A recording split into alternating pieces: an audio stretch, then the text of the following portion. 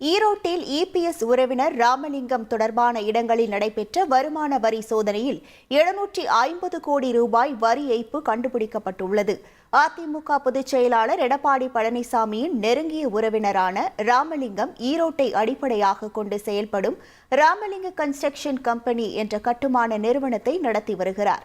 இந்த நிலையில் ராமலிங்கத்திற்கு தொடர்புடைய 26 இடங்களில் வருமான வரித்துறையினர் சோதனை மேற்கொண்டனர். சென்னை, ஈரோடு, கோயம்புத்தூர் மற்றும் பெங்களூருவில் கடந்த 5 நாட்களாக நடைபெற்ற சோதனை நேற்று இரவு முடிவடைந்தது.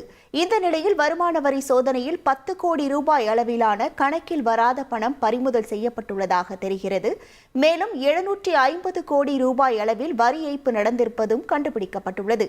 ஈரோடு கிழக்கு இடைத்தேர்தல் அறிவிக்கப்பட்ட நிலையில் ஈரோட்டை அடிப்படையாக கொண்ட கட்டுமான நிறுவனத்திலிருந்து கணக்கில் வராத பணம் 10 கோடி ரூபாயும் 750 கோடி ரூபாய் வரி ஏய்ப்பும் கண்டுபிடிக்கப்பட்டது பரபரப்பை ஏற்படுத்தியுள்ளது.